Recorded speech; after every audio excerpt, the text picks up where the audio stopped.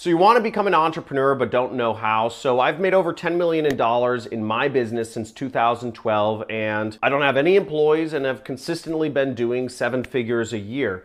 And being an entrepreneur affords you a pretty nice lifestyle. Now, in this video, I'm going to walk through kind of my formula for being an entrepreneur. It's not the only formula, but it's a formula, and it goes like this: ideas, research, talk, test, and start. And I'll be explaining to you the ways you might be able to become an entrepreneur yourself. Let's get it.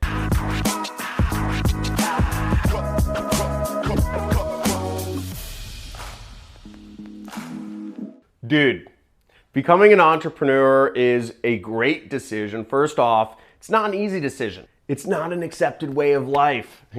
I met so much resistance from my family, from my friends, from my coworkers. It was enormous. It was crazy. Nobody understands really what it means to be an entrepreneur. There's no guaranteed path. I want to explain my definition of an entrepreneur for a second. In my mind, an entrepreneur is not a franchisee, okay? Somebody opens up a franchise, possibly, but it's definitely not somebody who's a startup, a company that's looking to raise money in order to make money. An entrepreneur is somebody who runs a cash flow business, a business that makes money, that affords that person to live and pay themselves and pay employees and all that jazz. Now, I can tell you from experience that your life as an entrepreneur is much better because when you have your own life in your own hands, when you are responsible for your own income,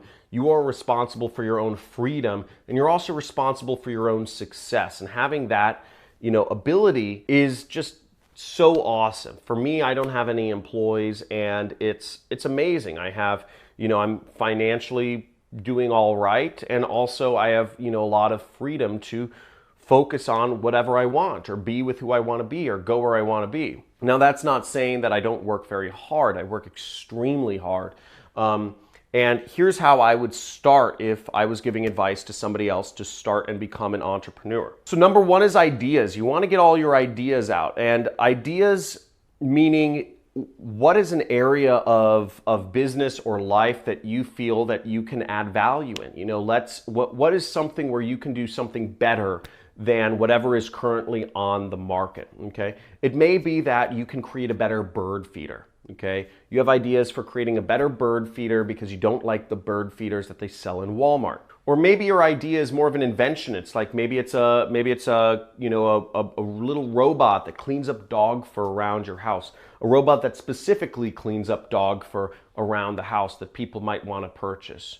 Or maybe your invention is whatever. It's a new type of, or maybe your product that you want to sell as an entrepreneur is sort of like a handmade good. It's a unique style of lighting fixture. It's a unique type of furniture piece for people's houses. Whatever it is that you're selling. So whatever those ideas are, just lay them all out of what sort of areas you believe you could be an entrepreneur in. The next step is research, okay? Go out and look at similar companies to yours that you want to start. Again, if going with the example of if you wanted to sell art, find other artists and see how they're selling their art, see how they're coming across to customers, how are they getting their patrons or their customers, whatever that is. If you're selling a bird feeder, see how, do the research into where you would sell that bird feeder. If you want to sell it into Walmart, do your research into how you actually sell into Walmart. How do you meet somebody from Walmart?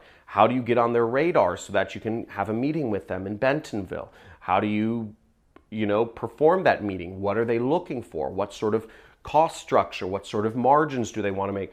All of this information you can find on the internet. You can do an unbelievable amount of research on a business before you started on the internet, but you want to understand all of the different sides of the business. Who are the suppliers? Who are the vendors? What sort of costs? What sort of margins are you dealing with?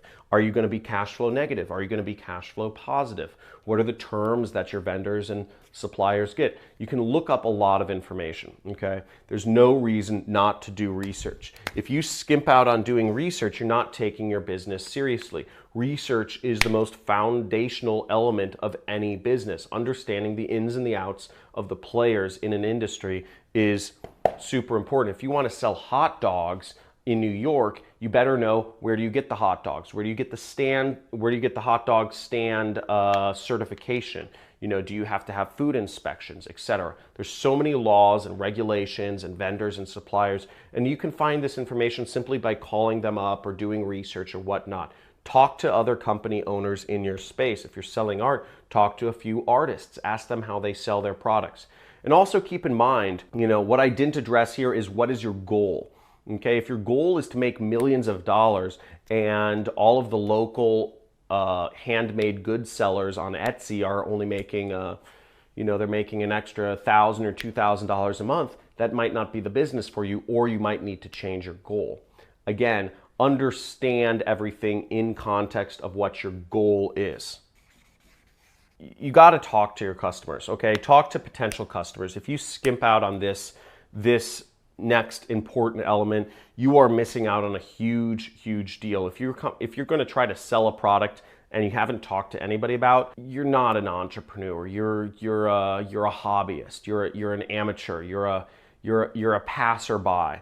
Real entrepreneurs actually survey and talk to their customers. Not survey. I'm sorry. You actually have like verbal conversations with potential customers. If your product idea or if your service idea is not actually going to if it's just something you concocted in your mind but it has no basis in what customers actually want, you're crazy. You're crazy. It's funny because I do some angel investing and I see these startups every day.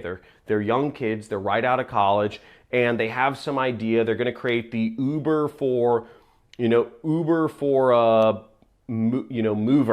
or Uber for, home movers. Maybe it's a good idea, maybe it's not. But I ask them if they've ever talked to any potential customers, if people actually need this. I say, have you talked to people who are actually moving, and ask them why they, didn't consider using an app? It's craziness. Most people starting companies just come up with an idea and they say, oh, there should be Uber for movers. But when asked, like let's say a college kid, they would say, oh, it's too expensive, or they've never done the research with actual people, okay? And all these startups fail, okay? All these startups fail because they never actually talk to the end user who would potentially buy their product. So talk to people. Talk to people. Talk to people. Don't skip this step. If you skip this step, I don't know how to help you. You're crazy. The next step is figure out a test, okay? The test can be very simple. It doesn't need to be anything complex, but you want to do real market testing. So let's say you want to start a consulting business and you want to start giving people advice on, interior design. Give away some consulting for free. Do some interior design for free.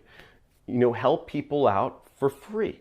If you have a new recipe for a better hot dog, an organic gluten-free hot dog or whatever you're coming up with, go on the side of the street and just start giving away those hot dogs. Cook hot dogs for people and give them away. See if the market likes it. Do people like your interior design help, or are they just saying you're just like everybody else? Because if you're not creating something that's adding a lot of value to the world, it's going to be an uphill battle.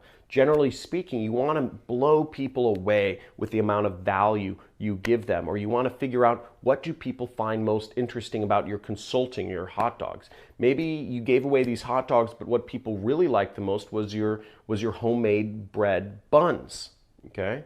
Or maybe people, what liked the most about your hot dog was you had some homemade ketchup, and that was their favorite aspect of it. So maybe ketchup is your product, or maybe of your interior design consulting, what people liked the most was just helping them get their head straight to figure out just the general style of their house. Whatever the business is, you can test it very easily. Find the easiest way to test it with a minimal amount of money. Again, I put up ads when I'm marketing a product. I put up ads without even having anything for sale, just because I want to see if the market is interested in buying whatever product I have. And this brings me to the last element of being an entrepreneur. To become an entrepreneur is just to start, okay? Just to start. Start selling. If you've Pose some ideas. If you've done your research and found the business is viable and other people are making the amount of money you want to make, you have an idea of all the vendors and suppliers, you've talked to people, you've talked to maybe company owners as well as potential customers and asked them if this is a real need for them. And you've also tested it. Again, testing is the most important part because people lie. You can talk to 10 close friends and ask them about your business, but they'll say, oh, it sounds great. But when it actually comes to buying or using your services, nobody might. But the last element is if your business fits all of those different 4 things, is just get started. Just get started and don't turn back for at least 3 to 6 months. Don't look behind you. Don't doubt yourself. Don't lack self-confidence. Don't second guess yourself. Don't second guess yourself because your husband is second guessing you. Don't second guess yourself because your wife is second guessing you. Don't second guess yourself because your parents or your family or your friends or your coworkers are second guessing you. Just get started and don't look back and figure out a way to make this business work. Because if it fits all those criteria, you have something very valuable in your hands. You have something that can offer the world a lot of value, and you deserve to give it to them. If you got some information from this video, make sure to give it a big fat like. Subscribe to my channel if you'd like more information. I do a lot of videos on affiliate marketing and making money online. I've made millions of dollars online as an entrepreneur myself, and I teach others how they can do the same, and doing it with 0 employees. I don't have anybody who works for me, and I live a pretty nice life. So next thing is leave a message in the comments. If what particular subject here helped you out the most? Was it figuring out the ideas, doing the research, talking to the customers, testing the product, or just getting started? Let me know what made the most sense to you and what resonated the most with you. Thank you so much for watching. I hope some of you go out and start your own businesses. This is the way to become wealthy and fulfill your dreams. And just by being on this video, I acknowledge you and appreciate you for being an amazing human being. Go forth and prosper.